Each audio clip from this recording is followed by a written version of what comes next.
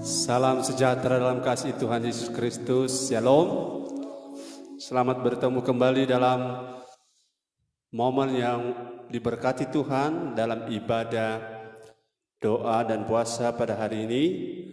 Saya ingin berbagi firman dengan saudara-saudara jemaat sekalian, jemaat yang saya banggakan, jemaat yang selama ini telah menjadi bagian yang tak terpisahkan dari hidup kami suami istri sebagai gembala sidang. Nah, Bapak Ibu Saudara-saudara, saya ingin kita baca dalam 1 Korintus 9 ayat 24 sampai ayat yang ke-27. 1 Korintus 9 ayat 24. Puji Tuhan. Saudara boleh bilang haleluya. 1 Korintus 9, 24, 27, silakan. 1 Korintus 9 ayat 24. Tidak tahukah kamu bahwa dalam gelanggang pertandingan semua peserta turut berlari, tetapi bahwa hanya satu orang saja yang mendapat hadiah, karena itu larilah begitu rupa sehingga kamu memperolehnya. Ayat 27, 25 sampai 27. Tiap-tiap orang turut mengambil bagian dalam pertandingan, menguasai dirinya dalam segala hal. Mereka berbuat demikian untuk memperoleh suatu mahkota yang fana, tetapi kita untuk memperoleh suatu mahkota yang abadi. Sebab itu aku tidak berlari tanpa tujuan, dan aku bukan petinju yang sembarangan saja memukul. Tetapi aku melatih tubuhku dan menguasainya seluruhnya, supaya sesudah memberitakan Injil kepada orang lain, jangan aku sendiri ditolak. Ya, terima kasih. Bapak Ibu Saudara, saya ingin berbagi dengan satu topik yang menjadi kebutuhan saudara dan saya akhir-akhir ini, yaitu bagaimana kita melayani seperti cara Kristus melayani.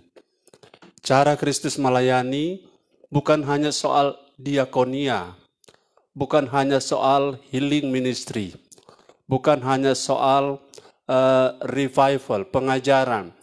Tetapi yang saya lihat dalam konteks ini yang turun kepada Paulus, yaitu bagaimana saudara-saudara kita menjalani pelayanan, kita mengerjakan pelayanan sambil memerhatikan ketetapan-ketetapan yang Tuhan tetapkan.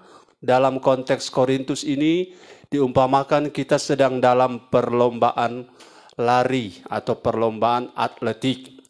Nah, ayat-ayat ini melukiskan keadaan para atlet Yunani di kota Korintus, di mana jemaat Tuhan orang Kristen hidup sebagai bagian dari masyarakat Korintus. Oleh Paulus, dunia olahraga para atlet ini dijadikan sebuah bingkai pemahaman untuk memahami tentang bagaimana kita harus bertindak dalam hal memerhatikan pola pelayanan, ketetapan yang Tuhan sudah gariskan dan Tuhan sudah wariskan kepada seorang Paulus.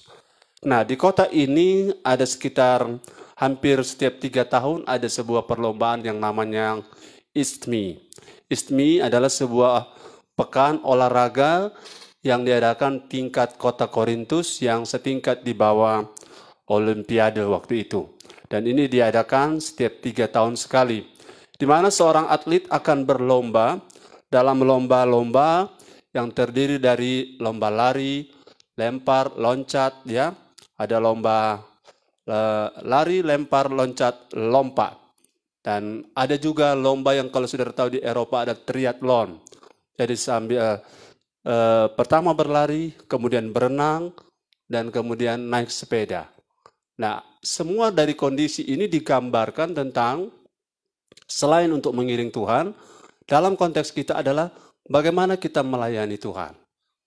Nah, Bapak Ibu yang diberkati oleh Tuhan, mereka mempersiapkan diri sebaik-baiknya. Saya pernah mengikuti sebuah khotbah dari seorang hamba Tuhan yang kalau tidak salah namanya Paul Washer. Dia seorang yang begitu on fire, berapi-api. Dia memberi kita sebuah wawasan dan saya ingat waktu itu saya pernah membagikannya YouTube-nya di Facebook bahwa orang-orang di dunia kebanyakan berlomba-lomba untuk mencari piala, mencari medali, dan mereka begitu mendisiplinkan diri mereka hanya untuk mendapatkan medali, piala, tropik, piala atau tropik, ya. Ada juga piala tropika, oh enggak mungkin ya.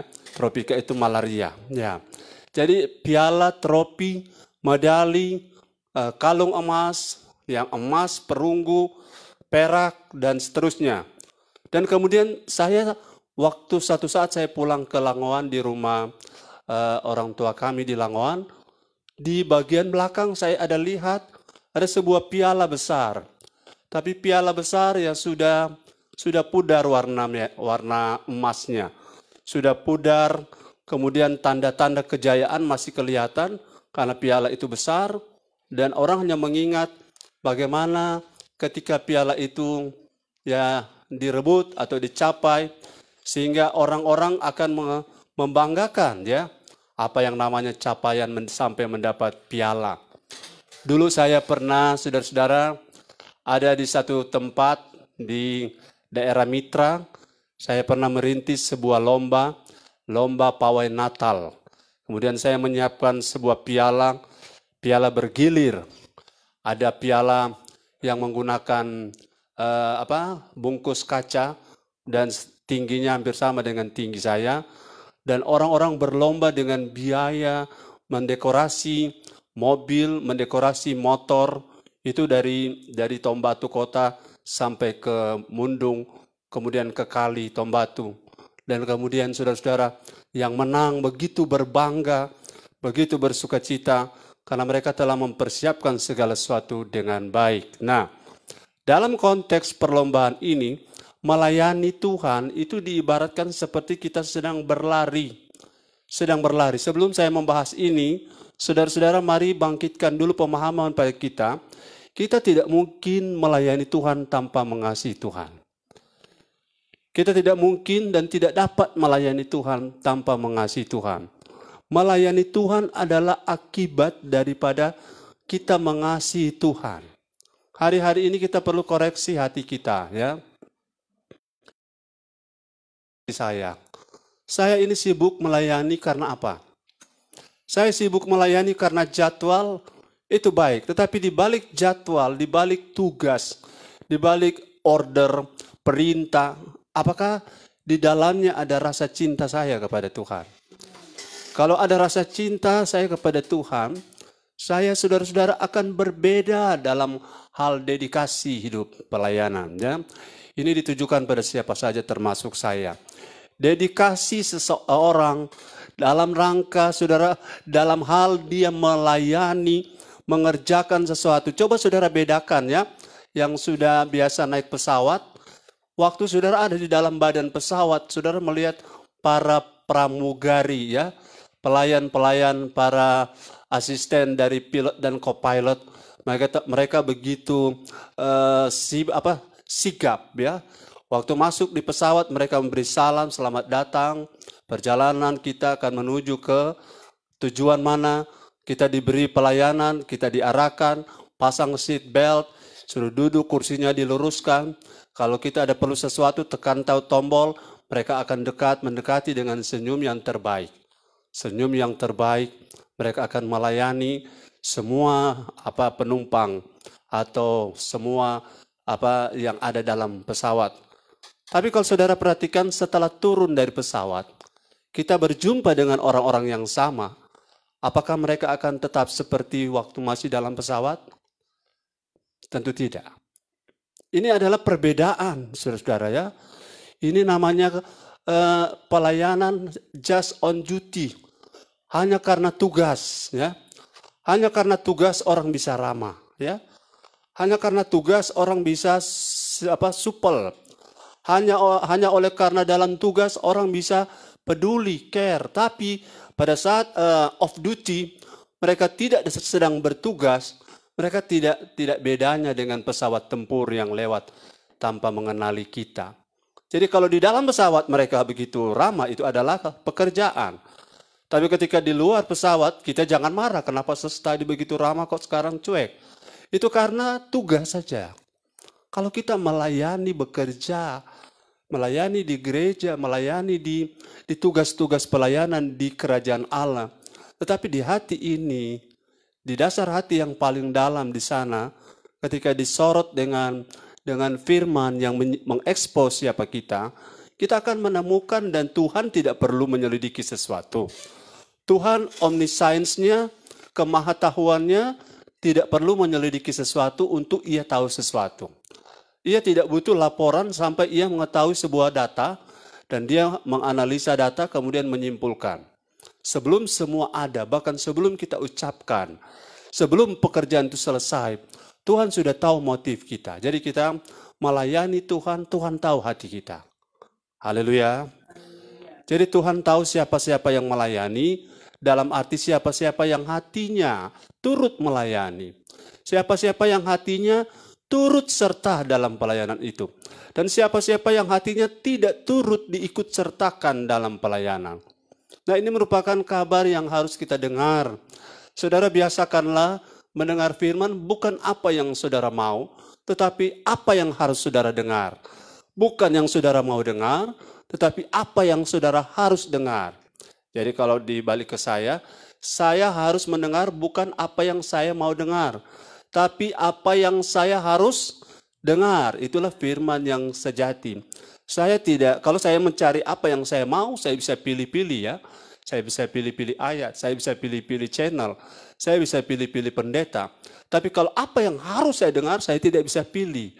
Apa firman itu jelas, tidak terlalu jelas, keras, lembut. Karena saya ingin hati saya diekspos. Saudara, salah satu ciri, walaupun saya masih agak menyimpang jauh ini, ya fokus saya kemana, nanti saudara lihat nanti endingnya kemana. Jadi walaupun kita ini saudara-saudara sudah dalam melayani Tuhan, kita sendiri kadang tidak tahu hati kita sendiri sampai firman datang. Amin. Kita tidak pernah tahu takaran atau kita tidak pernah tahu tekanan barometer kita sudah pada ketinggian berapa sampai barometer itu datang. Firman adalah barometer, amin. Kita tidak pernah tahu derajat Fahrenheit dari suhu badan kita sampai kita bertemu alat deteksi yang namanya alat deteksi suhu. Sampai hari ini ada banyak orang tidak tahu dia reaktif atau non-reaktif sampai ia bertemu dengan alat rapid test ya. Saya sampai hari ini tidak pernah tahu berat badan saya berapa karena sudah lama saya tidak ketemu dengan timbangan. Nanti ketemu timbangan baru kita tahu saya ini di atas rata-rata, saya di bawah rata-rata, atau saya ini pegang balon tak angkat terbang. Saya tidak akan pernah tahu. Jadi firman yang akan mengekspos, katakan firman mengekspos. Firman Kristus akan mengekspos atau menyingkap apa isi pelayanan kita, ya. Apa isi pelayanan kita? Firman itu tidak datang untuk melukai, firman tidak datang untuk membuat kita mengalami masalah, tapi firman menolong kita untuk melihat siapa kita sebenarnya. Siapa diri kita, ya. Siapa diri kita. Karena Tuhan tak perlu cari tahu sesuatu tentang kita, karena ia telah tahu dari sejak sebelum kita dilahirkan, Tuhan sudah tahu. Tuhan sudah kenal Yosua, Tuhan sudah kenal Hendra, Tuhan sudah kenal Lydia, Alan, Resi, Regina, Koni Manopo STH. Tuhan sudah kenal semua kita, amin. Terlebih saya, torang pe terang, torang pe gelap, semua Tuhan tahu. Jadi motif kita berjuang untuk menjadi clear and pure dalam apa?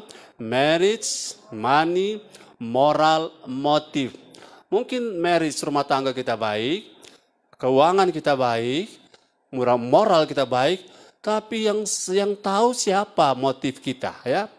Motif kita hanya dua yang tahu, hanya saya dan Tuhan. Dan buah dari motif yang benar kelihatan pada kinerja pelayanan kita. Kinerja pelayanan kita adalah buah dari apa yang ada dalam mindset kita. Apa itu pelayanan di mata kita akan terlihat dari apa yang kita kerjakan. Dedikasi kita menjadi alat ukur untuk tahu apa yang ada di dalam pikiran kita. Tuhan sudah tahu. Tapi kita ketika kita dengar firman, firman ini mengekspos kita. Firman itu menyingkapkan kita. Ya, ada apokalipto, artinya membuka sesuatu yang kita sendiri selama ini tidak tahu. Apa yang selama ini kita tahu sudah tahu, ternyata kita belum tahu. Sehingga selama ini kita bikin kita punya tahu-tahu. Nah, saudara-saudara, menyingkapkan kita itu adalah salah satu fungsi operasional dari firman. Nah, hari ini dari pembacaan yang sudah dibaca tadi, tidak tahukah kamu bahwa dalam baca lagi ayat 24, sama-sama semua yang bisa baca, tidak tahukah kamu bahwa dalam gelanggang pertandingan semua peserta turut berlari, tetapi hanya satu orang saja yang mendapat hadiah. Karena itu larilah begitu rupa sehingga kamu memperolehnya. Dalam dunia olahraga ada ketetapan yang harus dipatuhi. Demikian pula dalam dunia pelayanan harus ada ketetapan yang kita patuhi, ya. Ketetapan-ketetapan apa yang harus saya dan saudara patuhi dalam rangka agar pelayanan kita bukan sebuah pelayanan artifisial, atau bahasa hari-hari pelayanan yang artifisial itu hanya prong, ya. Cuma prong-prong kok dia itu. Cuma DP prong tuh banyak. Jadi pelayanan yang esensial, yang berisi, itu harus disertai dengan apa yang namanya mengikuti ketetapan-ketetapan, ya. Saudara, di jalan raya, saya tahu banyak saudara menemui ada banyak orang di jalan raya tapi tidak mengikuti ketetapan, sehingga membangkitkan emosi bagi orang-orang yang mengikuti ketetapan. Misalnya, kita sedang ada di jalur kiri, kemudian tiba-tiba ada orang dari kanan, dia menyalip kita, tapi habis dia menyalip, dia langsung masuk lorong di sebelah kiri kita. Jadi apa yang kita harus perbuat? Terpaksa kita hanya bisa menginjak rem dan menahan dada sambil kasih tahu, tapi tidak bisa bicara dengan sopir yang baru saja lakukan itu.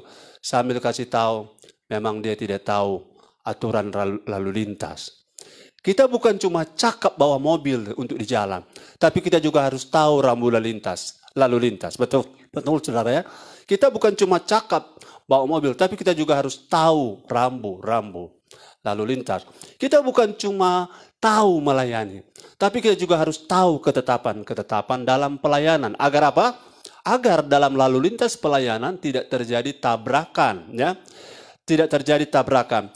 Kalau semua orang di jalan itu mematuhi ketetapan-ketetapan dari aturan lalu lintas, saya pikir polisi tidak akan repot.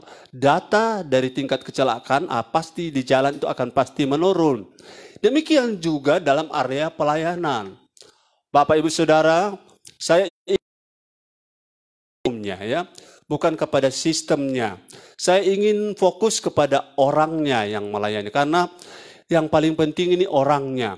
Kadang sistemnya kurang rapi, tapi karena orangnya tulus, pelayanan jalan bagus. Amin. Kadang sistemnya sudah seperti sistem digital, tapi kalau masih ada orang curang, masih juga akan bobol di sana, ya. Jadi sistemnya kadang-kadang tidak kompatibel, tidak mendukung, tapi orang-orangnya memiliki integritas pelayanan yang luar biasa. Nah, bagaimana cara meningkatkan integritas? Tentu kita harus memerhatikan ketetapan-ketetapan dalam pelayanan. Saya rindu kita menjadi gereja yang memiliki orang-orang yang cakap melayani, tetapi juga mengetahui ketetapan-ketetapan pelayanan. Amin. Sehingga tidak ada lagi yang bertanya, "Kenapa Kang? Kita ini tahu main musik, kenapa kita tidak pernah dapat panggil Kang main musik? Apakah kita penyanyi ini Lex Trio kalah, ya? Lex Trio kita solo bisa batrio. Tapi kenapa kita tidak direkomendasi? Ini bukan soal skill, ya. Pelayanan itu bukan hanya soal skill, ketik di situ. Pelayanan bukan hanya soal skill, bukan karena soal kecakapan. Skill, kemampuan, kecakapan adalah anugerah. Kita harus menghormati dan menghargai. Kalau ada dua orang yang integritasnya bagus, kemudian salah satu skillnya di atas, tentu yang sama-sama integritas bagus, dengan kelebihan skill kita harus lebih condong kepada yang integritas bagus, yang skillnya di atas, betul? Itu yang fair dalam hal menentukan pilihan. Jadi jangan terbalik saudara, saking dia karena dia skillnya bagus, tapi hidupnya tidak merohani, kita ambil justru dia. Sebenarnya orang yang skillnya pas-pasan, tapi dia sungguh-sungguh dengan Tuhan, kita masukkan kotak. Itu terbalik, ya. Itu terbalik. Jadi ketetapan yang harus kita terapkan, dia punya pola, bukan pola dunia, ya. Pola yang ditetapkan adalah pola kerajaan Allah. Saya punya keponakan dulu waktu kecil, dia nyanyi sekolah minggu, dia nyanyi anak sekolah minggu, pola-pola lah. Dengar-dengaran dia bilang pola. Salah satu pola yang harus kita dengar, yang harus kita jalani adalah dengar apa ketetapan Tuhan. Yang pertama, mari kita lihat ketetapan-ketetapan yang harus kita penuhi dalam melayani pekerjaan Tuhan, agar pelayanan kita mendapat perkenanan. Ayat 24, baca lagi. Ayat 24. Ya. Tidak tahukah kamu bahwa dalam gelanggang pertandingan semua peserta turut berlari, tetapi bahwa hanya satu orang saja yang mendapat hadiah? Karena itu, larilah begitu rupa sehingga kamu memperolehnya. Ayat ini bilang, larilah begitu rupa sehingga kamu memperolehnya. Saya lebih fokus larilah begitu rupa. Terjemahan lama bilang, hendaklah kamu berlari seperti yang demikian. Seperti yang demikian, coba lihat di 2 Timotius 4 ayat 7. 2 Timotius 4 ayat 7. Ayo kita aktif membaca. Karena ini firman bukan hanya untuk pelayan. Ini semua. Karena kita, semua ayat ini bilang semua peserta turut semua. Tidak ada jemaat GB Tiberias yang penonton. Katakan, saya bukan penonton. Jadi dan beda-beda level komitmennya. Ayat yang kita baca, silakan. 2 Timotius 4 ayat 7, aku telah mengakhiri pertandingan yang baik, aku telah mencapai garis akhir, dan aku telah memelihara iman. Yes. Jadi kalau saudara mau berlari begitu rupa, maksudnya berlari bagaimana Pak Gembala? Tadi 2 Timotius 4 ayat 7, ulang lagi gina. Ayat 7, aku telah mengakhiri, aku telah akhir, dan aku telah memelihara iman. Oh, begitu yang dimaksud dengan larilah begitu rupa. Ikut karena yang tulis Korintus adalah Paulus. Yang tulis Timotius, surat Timotius, begitu rupa, larilah sedemikian yang dimaksud.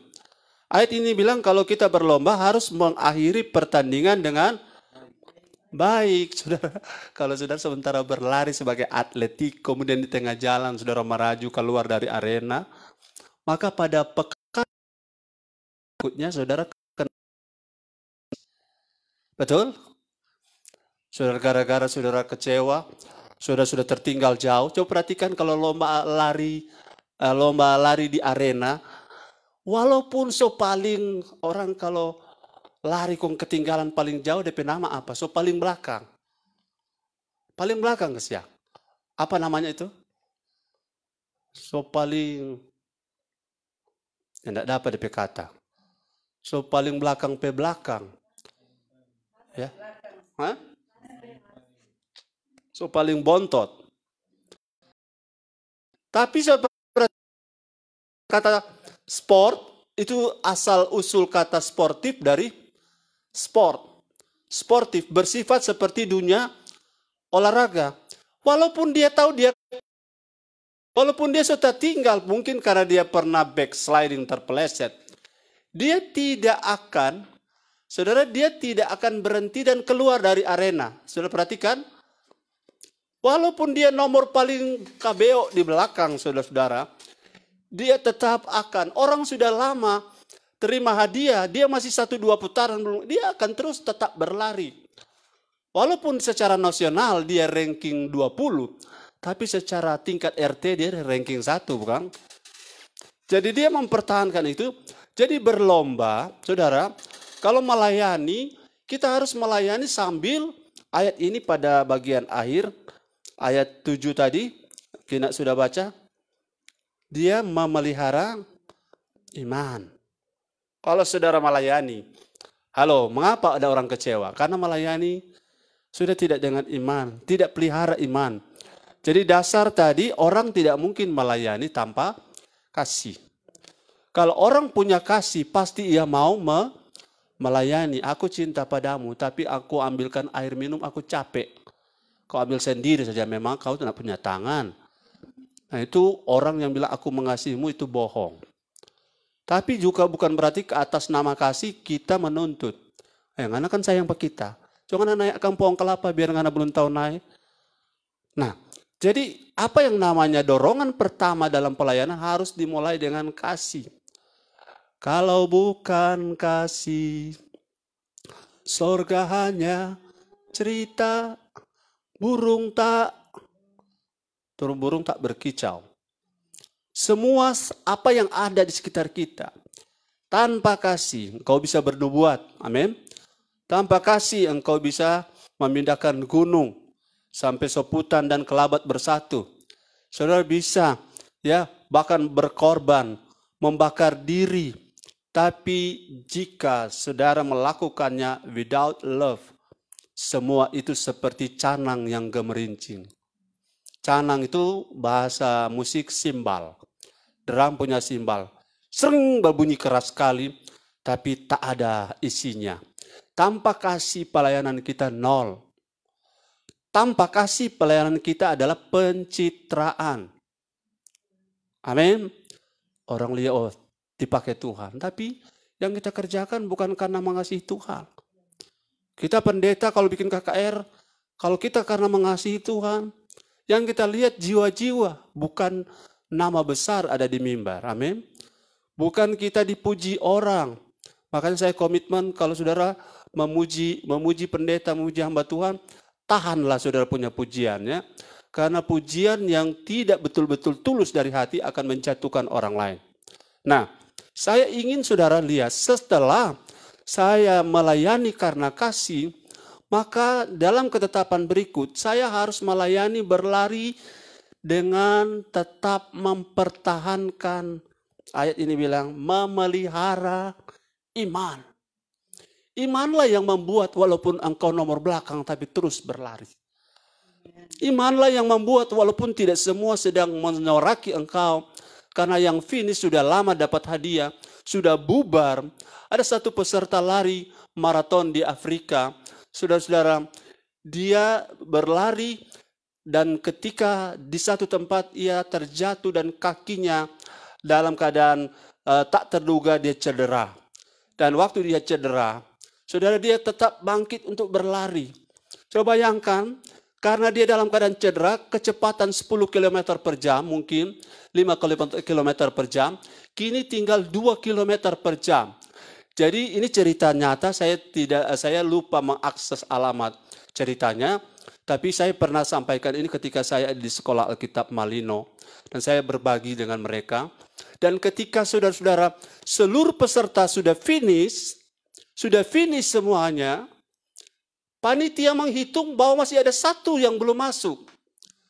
Jadi karena sudah ada euforia perayaan pemenang pertama, kedua, dan ketiga, mereka sedang bersorak, panitia mengumumkan, mohon maaf, acara penyematan hadiah belum akan dilakukan. Kenapa? Karena masih ada satu peserta yang dalam keadaan cedera, masih tetap berlari, masih tetap berjuang, masih tetap struggle, masih tetap fokus pada tujuan, masih tetap fokus, nanti sebentar saya bicara, masih tetap berlari sambil memelihara iman. Artinya, ia memang secara fisik sudah cedera, tapi masih bisa berupaya berlari walaupun agak lambat, tapi ia tidak mau menyerah. Amin. Orang kalau pelayanan dengan iman, mereka tidak akan mudah dikalahkan. Amin. Orang yang pelayanan dengan iman, mata mereka akan tertuju kepada Yesus, bukan akan tertuju kepada penonton. Dan dalam perlombaan itu, ini peserta dari Afrika ini, ketika ia tiba, saudara, suasana stadion yang menyambut dari peserta-peserta lari dari nomor 1 dan sekian, kini berubah menjadi sebuah suasana yang terfokus pada orang yang masih berlari walaupun dalam keadaan terseok-seok.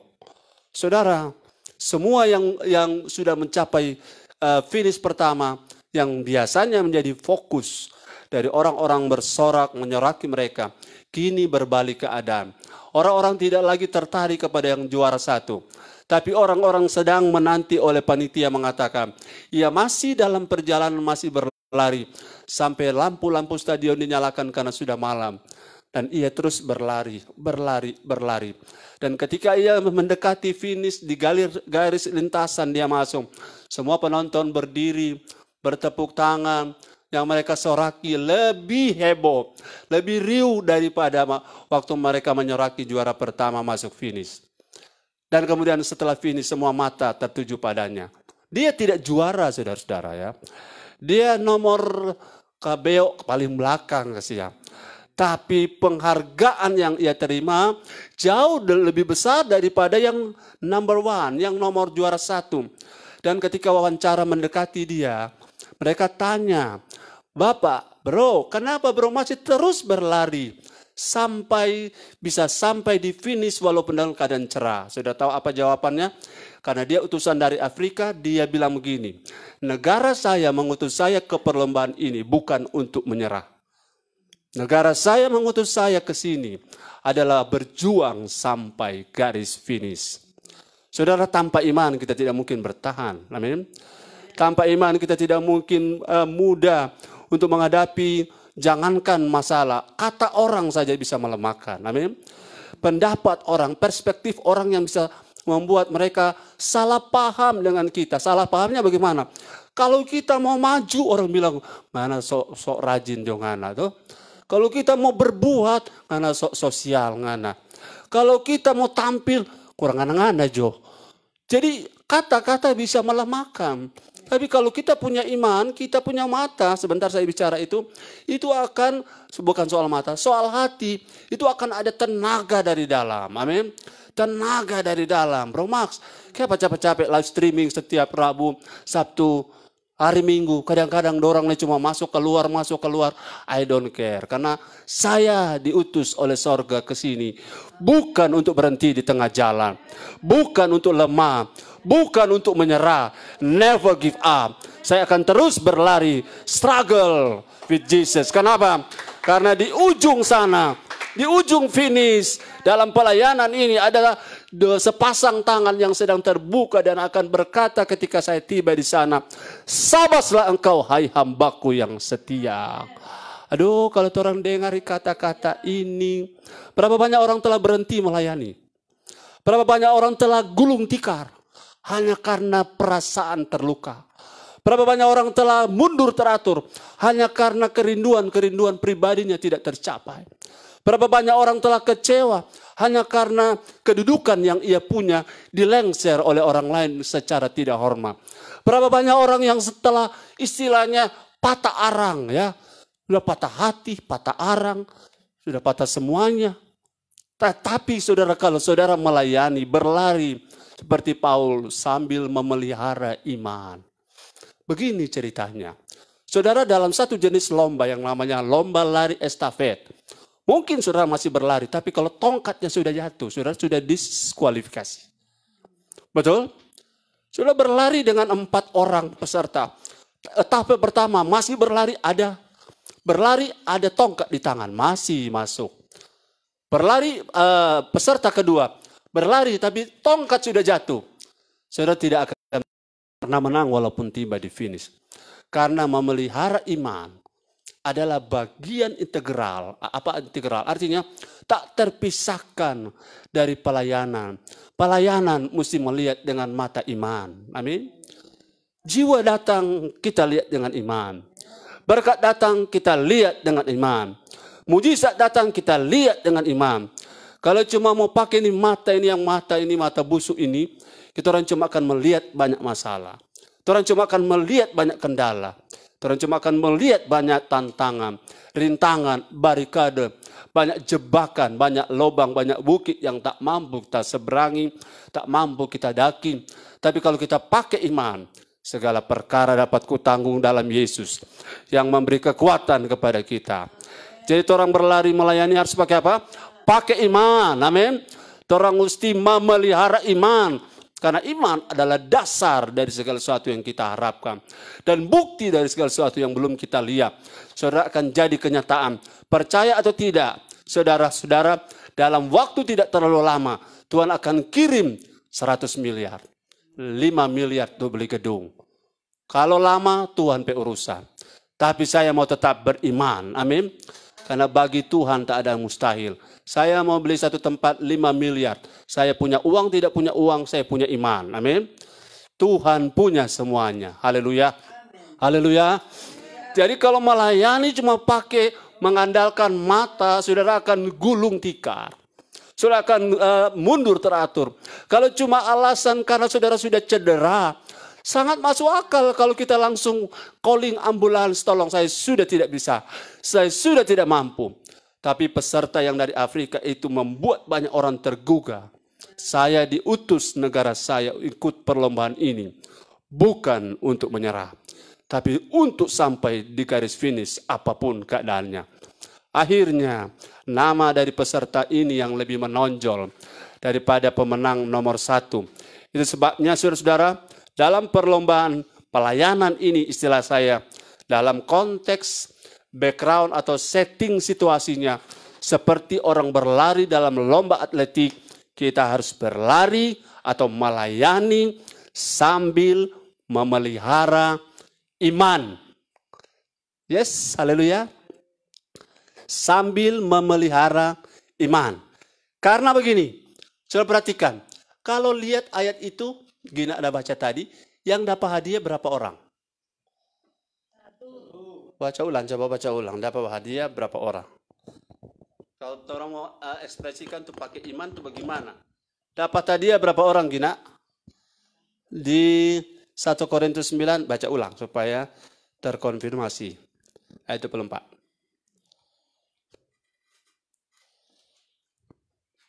1 Korintus 9 ayat 24, tidak tahukah kamu bahwa dalam gelanggang pertandingan semua peserta turut berlari, tetapi bahwa hanya satu orang saja yang mendapat hadiah. Karena itu larilah begitu rupa sehingga kamu memperolehnya. Mari kita buat sebuah simulasi. Kalau saya peserta, saya sudah sementara berlari tapi di pikiran saya, capek-capek saya berlari, yang mau dapat hadiah paling cuma juara satu, cuma satu. Ya toh? Yang mendapat piala bergilir cuma satu. Walaupun saya lari sekencang-kencangnya. Tapi kalau saudara pakai iman, mari kita bicara tentang possibility ya. Kemungkinan, teori posibilitas. Saya tanya ya, juara satu biasanya satu ya. Karena perhitungannya dia titik tibanya pada detik keberapa dan setelah detik ada yang lebih kecil dari detik toh. Itu dihitung secara digital. Panitia bisa hitung tidak sama ini orang. Walaupun pada detik ke-10, tapi dia lebih cepat sepersekian detik, dia akan menang. Tapi coba bayangkan, ini kan pelayanan dalam konteks supernatural, toh?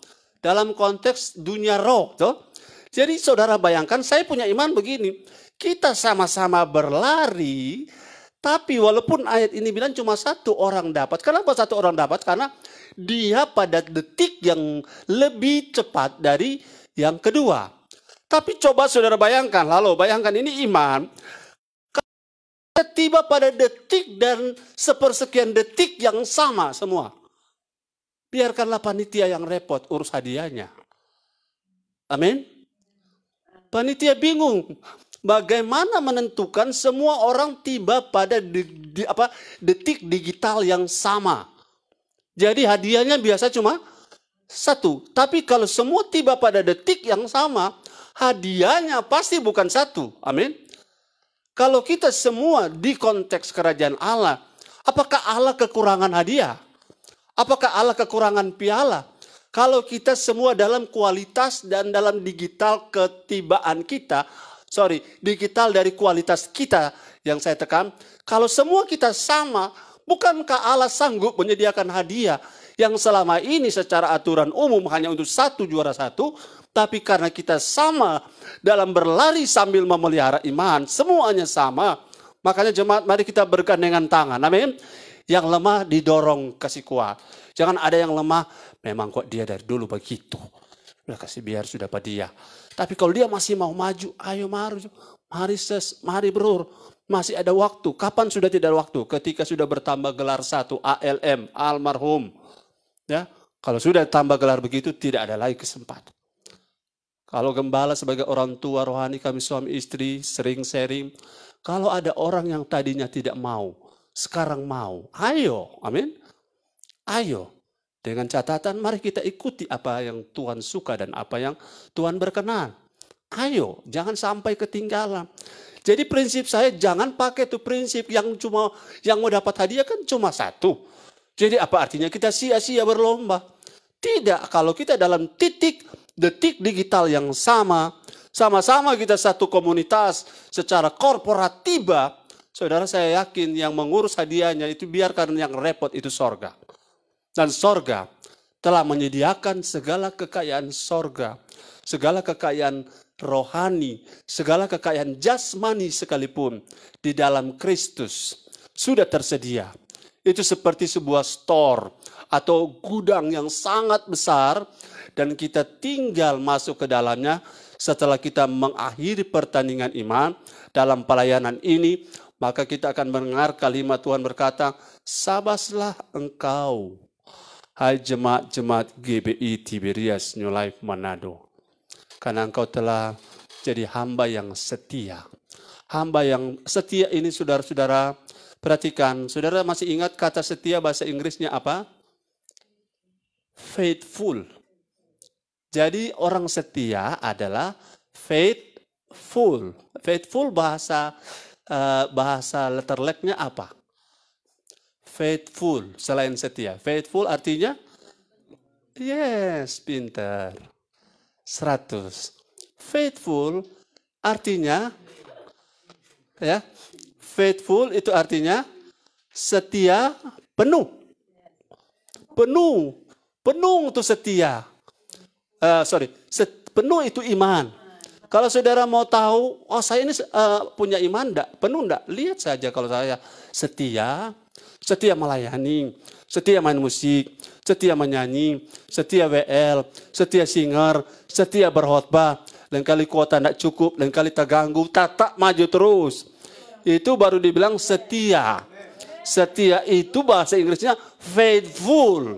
Faithful, katakan faithful. Jadi kalau saya faithful, itu setia artinya kita telah memelihara iman. Jadi Pak Gembala, bagaimana kita tahu tapi iman penuh? Gampang. Cari tahu kita melayani dengan setia atau tidak. Kalau melayani seperti kapal selam, itu bukan faithful. Ya, itu faithless.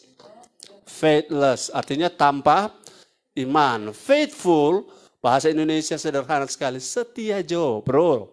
Setia Joses, walaupun dalam kesetiaan itu tak selalu orang-orang menyeraki kita. Dalam kesetiaan itu tak semua orang mendukung saudara. Dalam kesetiaan itu tak semua orang menyediakan sepatu saudara. Kadang-kadang saudara mesti cari sendiri karena tikus bawa lari di sebelah. Jadi kita harus tetap jadi orang-orang yang strong dan akurat. Untuk tetap dapat melayani sambil memelihara iman. Jadi saya percaya saudara paham ya, orang berlari dalam perlombaan atletik, walaupun dia masih berlari, khususnya untuk lomba lari estafet, itu kalau tongkatnya sudah jatuh, dia sudah kena diskualifikasi. Tongkat kita adalah iman. Dan ini cuma lambang saja. Melayani jangan pernah lepas dari iman. Dan iman yang penuh, itu dibuktikan dengan kesetiaan. Amin. Kalau saudara setia, tidak usah banyak teori. Kalau saya lihat, saya punya pribadi, saudara lihat seseorang, lihat orang tuamu, lihat sesama jemaat, tidak usah bicara banyak.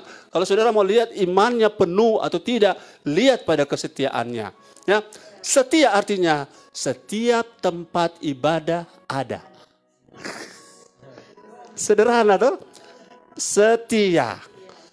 SETIA. Setiap tempat ibadah ada. Ada jemaat yang setiap tempat ibadah ada. Aduh, batahang jo, sebenarnya tidak lama. Amin. Karena apa? Hanya orang-orang yang setia yang layak dapat bintang. Setia dari awal saudara boleh terpanggil. Tapi kalau saudara setia sampai akhir, saudara akan seperti Paulus. Ada posisi, ada tempat di sorga. Bukan hanya sembarang tempat. Bahkan orang akan menyoraki saudara. Seperti peserta lomba lari yang berlari sambil terseok-seok. Sampai semua mata tertuju padanya. Ada saudara pernah kenal Mother Teresa? Mungkin waktu awal-awal ia melayani. Tidak banyak mata melihat dia. Tapi setelah dia sudah melayani sekian lama, baru mata dunia tertuju padanya. Orang-orang berlomba datang bertemu dengan Mother Teresa. Ada berapa banyak mother di Tiberias? Haleluya. Kalau saudara melayani dengan iman tanpa melihat kanan dan kiri, maka saudara akan menemukan satu posisi. Saudara memiliki nilai di hadapan kerajaan Allah. Dan orang-orang yang bernilai seperti ini, Tuhan yang akan cari, bukan orang-orang lain. Tuhan yang akan cari saudara. Di mana?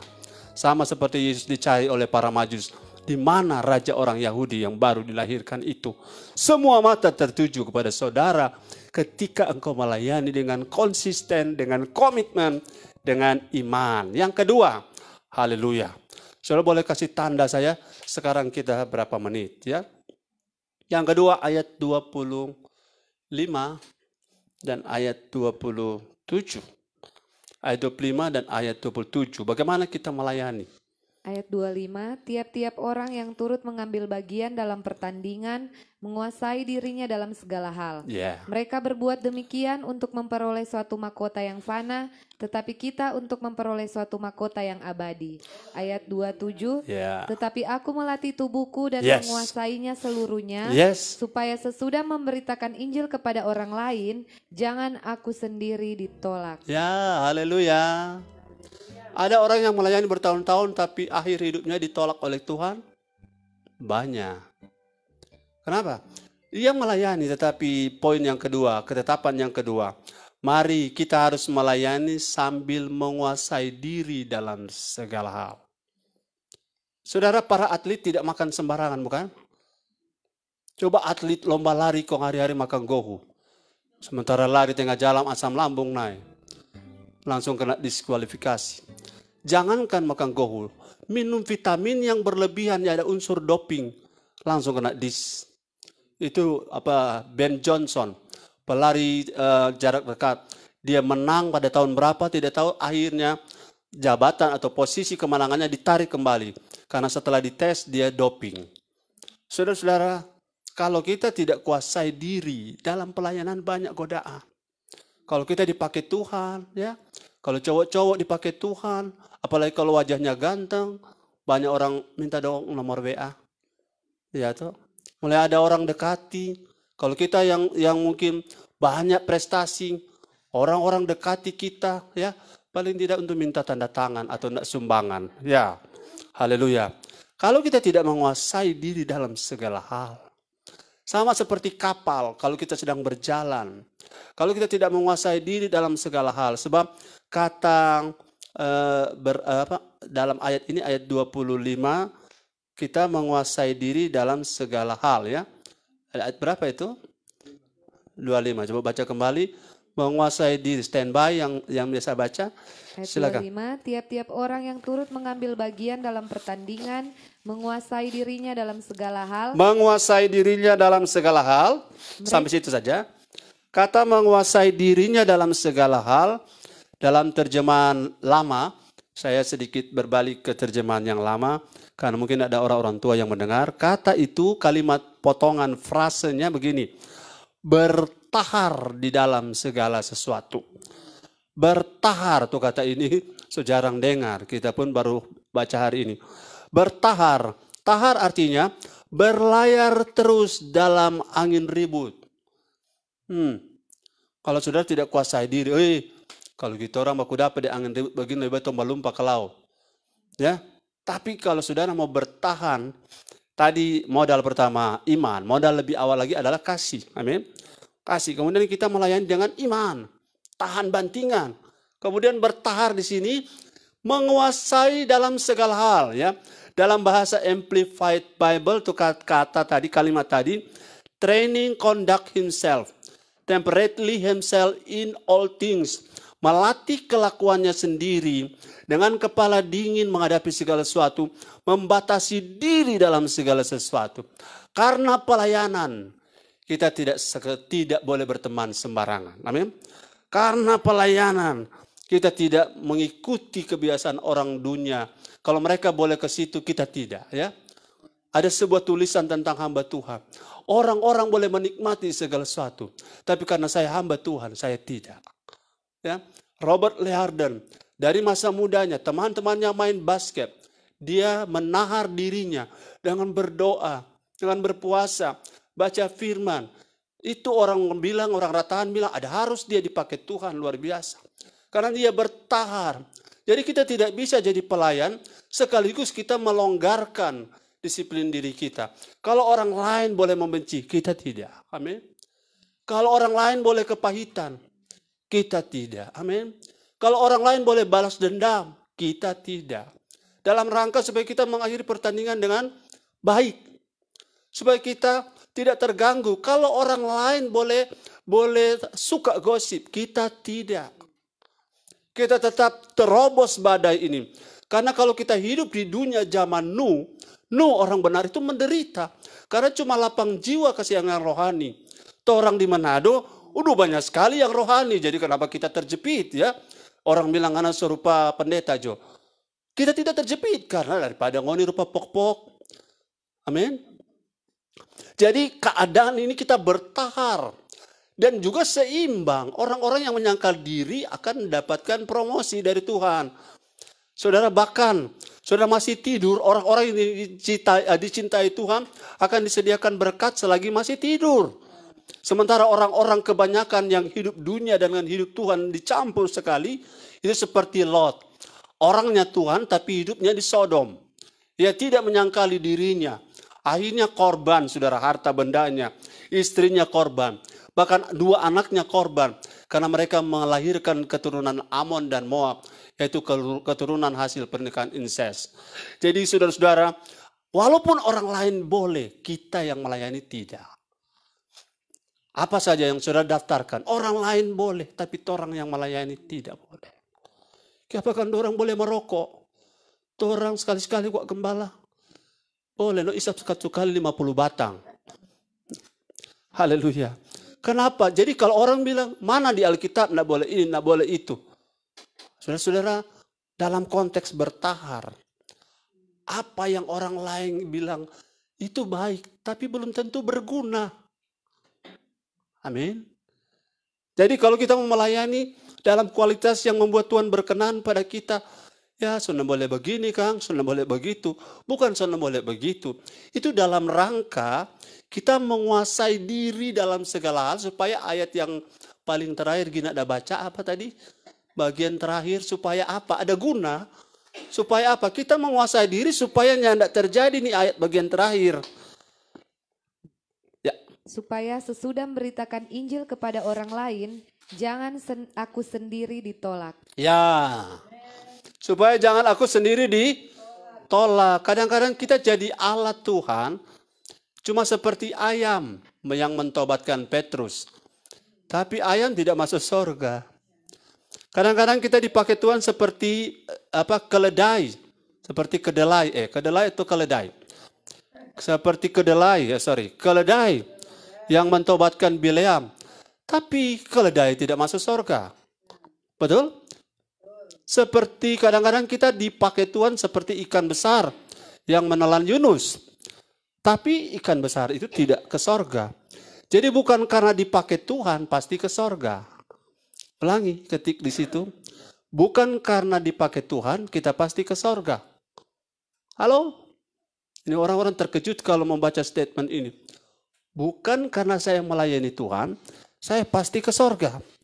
Karena ayam yang mentobatkan Petrus tidak ke sorga. Keledai yang mentobatkan Bileam tidak ke sorga. Atau ikan besar yang menelan Yunus juga tidak ke sorga. Keponakan cucu saya Ricci selalu tanya, Father, di sorga ada kuda enggak? Father, di sorga ada dinosaurus enggak? Saya memang kebingungan menjawab. Saya bilang, bisa saya semua ada, tapi naga tidak ada di sana. Nah, iblis itu naga ya. Saya bilang naga tidak ada. Karena naga itu adalah lambang iblis. Jadi saudara bisa dipakai Tuhan. Tapi dipakai Tuhan bukan tanda utama bahwa saudara masuk surga. Oh, betapa malangnya ini hidup. Kalau Tuhan bilang, I never knew you. Aku tidak pernah kenal kamu, bro. Oh Tuhan, kita sudah menyembuhkan orang sakit. Sampai COVID kita tumpang tangan. Virus pontang-panting lari sembuh.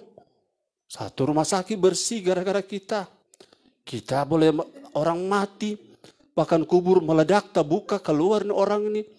Tapi kenapa? Kita punya hidup ini, saudara, kalau jadi alat, Tuhan bela kadang-kadang nama Tuhan yang kita pakai. Tapi kalau hidup kita tidak benar, kalau hidup kita tidak benar, kita tidak boleh menjadikan itu alasan bahwa Tuhan memaklumi kalau kita tidak hidup akurat. Amin. Kita mesti keep strong dan akurat. Sudah salah ya, kalau semangat jadi creep. Jadi kita mesti akurat. Akurat tidak mudah, tapi bersama Roh Kudus kita bisa. Roh Kudus kasih kita power by the Holy Spirit. Kita walk with the Holy Spirit. Jadi apa yang sedang kita kerjakan dalam menguasai diri, itu kita tidak sendiri. Amin. Seluruh dunia para pelayan juga bergumul. Billy Graham, dia bilang begini dalam satu kalimat. Hanya dalam persoalan permainan golf saya belum selesai. Artinya sedang main golf bagi dia rasa berdosa. Orang Pantekosta dulu sedang sikat gigi pakai odol rasa berdosa. Sekarang orang setelang tu odol, orang masih bilang haleluya. Jadi ini bukan soal fanatik, tapi soal menjaga bertahar agar jangan sampai kita yang melayani ditolak oleh Tuhan. Lebih baik kelihatan kuper tetapi canggih di kerajaan Allah daripada kelihatan gaul di dunia tapi tak dikenal di kerajaan Allah. Kalimat ini luar biasa. Lebih baik kelihatan kuper di dunia tapi dan seterusnya. Bisa lihat di rekaman nanti di YouTube. Saya percaya saudara-saudara bisa bertahan karena kekuatan kita bukan oleh kuat dan gagah, tapi oleh Roh Tuhan, oleh Roh Kudus kita bisa. Kenapa Elia bisa? Karena ada Roh Tuhan di dalamnya. Ya, kenapa Yusuf bisa? Karena ada roh yang spesial. Kenapa Daniel bisa? Karena ada roh yang excellent di dalamnya. Coba teliti tokoh-tokoh yang dipakai luar biasa. Ada kelemahannya. Tapi mereka bisa spiritnya strong. Karena di dalam mereka ada roh. Walaupun mereka hidup di perjanjian lama. Tapi mereka memiliki spirit yang strong. Saudara-saudara, ayat ini sangat jelas. Supaya jangan kita sendiri ditolak. Kita harus bangun hidup kita. Saya punya statement beberapa waktu lalu. Bangun dulu hidup rohanimu. Baru engkau sibuk melayani. Jangan terbalik. Kau sibuk melayani. Kau lupa bangun hidupmu. Karena tanpa bangun hidup rohani, pelayananmu semua kasihan. Nothing di hadapan Tuhan. Tapi saya percaya hari ini ada inspirasi baru. Amin. Kita mau melayani, kita mau berlari, kemudian sambil memelihara iman, dan kita melayani sambil menguasai diri dalam segala hal. Kita bertahar dan kemudian kita berjuang menerobos angin ribut dan gelombang. Amin. Haleluya.